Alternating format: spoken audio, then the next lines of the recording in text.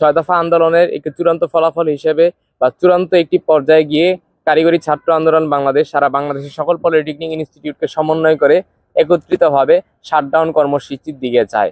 Shutdown কর্মসূচির কারণে সারা বাংলাদেশের সকল পলিটেকনিক ইনস্টিটিউটের প্রশাসনিক ভবন, একাডেমিক ভবন বন্ধ হয়ে যায়।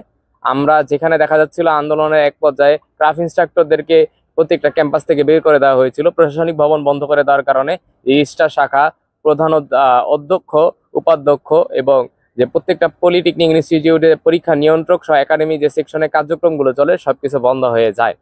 আজ 7ই মে বুধবার institution of diploma engineers Bangladesh এর উদ্যোগে ঢাকা পলিটেকনিক ইনস্টিটিউট প্রাঙ্গণে এক গুরুত্বপূর্ণ যৌথ বৈঠক অনুষ্ঠিত হয়। উক্ত বৈঠকে উপস্থিত ছিলেন আইডিইবি, পলিটেকনিক শিক্ষক সংগঠন এবং ঢাকাস্থ বিভিন্ন সরকারি বেসরকারি পলিটেকনিক ইনস্টিটিউটের সম্মানিত অধ্যক্ষগণ ও শিক্ষক মণ্ডলী এবং প্রতিনিধিবৃন্দ। বৈঠকে উপস্থিত সকলে কারিগরি ছাত্র আন্দোলন বাংলাদেশের চলমান শাটডাউন কর্মসূচির বিষয়ে সম্মিলিতভাবে মত প্রকাশ করেন এবং শিক্ষার্থীদের শ্রেণীকক্ষে ফিরে যাওয়ার জন্য অনুরোধ জানান। শিক্ষকদের এই সম্মানজনক অনুরোধ এবং কারিগরি শিক্ষার স্বার্থে আন্তরিক উদ্যোগের প্রতি শ্রদ্ধা জানিয়ে কারিগরি ছাত্র আন্দোলন বাংলাদেশ আজ 7ই মে বুধবার থেকে শাটডাউন কর্মসূচি সাময়িকভাবে শিথিল করার ঘোষণা দিচ্ছে। শিক্ষার্থীদের স্বার্থে এবং আলোচনার পরিবেশ বজায় রাখার লক্ষ্যে আমরা এই সিদ্ধান্ত গ্রহণ করেছি।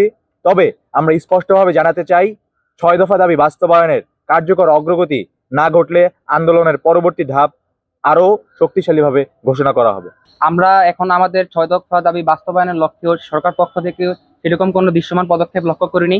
তো আমরা আমাদের শিক্ষার্থীরা যারা রয়েছে তাদের সাথে এই বিষয় নিয়ে আলোচনা করেছি এবং তাদের মতামত নিয়ে এই বিষয়ে আমরা সিদ্ধান্ত নিয়েছি যে যেহেতু সেশন জোটের একটা বিষয় রয়েছে, সেহেতু আপাতত আমরা আমাদের যেই ক্লাস কার্যক্রম আমাদের অব্যাহত রাখবো এবং আমরা ক্লাস কার্যক্রমে অংশগ্রহণ করব। কিন্তু আমাদের ক্লাস কার্যক্রম ব্যতীত যে সকল কার্যক্রম রয়েছে, যেমন আমাদের ফর্ম ফিল আপ, আমাদের সেমিস্টার ফাইনাল পরীক্ষা, সেগুলো আমরা যেমন পূর্বের সময়ে আমরা সেটা বর্জন ঘোষণা করেছি, আমাদের সেই বর্জন ঘোষণা এখনো অব্যাহত থাকবে। আমাদের 6 দফা দাবি যে যৌক্তিক দাবি, আমরা সরকার পক্ষ থেকে যদি একটা যৌক্তিক ফলাফল পাই, সেক্ষেত্রে আমরা আমাদের পরীক্ষা এবং ফর্ম ফিল আপ যে কার্যক্রমগুলো রয়েছে সেখানে আমরা অংশগ্রহণ করব। ক্রাফট ইনস্ট্রাক্টর হয়ে শিক্ষক হওয়ার যে অযৌক্তিক দাবি, সেটাকে আসলে প্রশ্রয় দেওয়ার জন্য মিডিয়ার সামনে মিডিয়া কর্মী ভাইদেরকে এই ধরনের উত্তর দিচ্ছে। যেখানে একটা সেক্টরে আমি ডিপ্লোমা ইঞ্জিনিয়ার, আমি 4 বছর ডিপ্লোমা ইঞ্জিনিয়ারিং শেষ করে ডিপ্লোমা ইঞ্জিনিয়ার হব। তো সেই ক্ষেত্রে একজন ডিপ্লোমা ইঞ্জিনিয়ারের শিক্ষক কোনোভাবে কিন্তু কোনো এসএসসি অথবা এইচএসসি যোগ্যতা সম্পন্ন কেউ হতে পারে না। এখন তাদের এই অযৌক্তিক দাবিটাকে তারা হাইলাইট করার জন্য অথবা তাদের যে শিক্ষাগত যোগ্যতা আছে বর্তমানে সেটি আড়াল রাখার জন্য তারা এখনো আসলে শিক্ষকদের দোষারোপ করতেছে, কখনো ছাত্রদের দোষারোপ করতেছে, কখনো বলতেছে যে অমুকে মদক দিয়েছে বা ওনারা ভুল বোঝাচ্ছে, এরকম ধরনের কথা। কিন্তু এই ধরনের কোনো বিষয় নাই। আমরা আমাদের সেক্টরে যাতে এই ধরনের একটা পদোন্নতি না ঘটে, যেটা আমাদের সেক্টরের মানমর্যাদা ক্ষুণ্ণ করবে এবং শিক্ষা ব্যবস্থাকে ধ্বংস করে দিবে, সেই জন্যই আসলে আমরা প্রতিবাদ করতেছি এই বিষয়ে।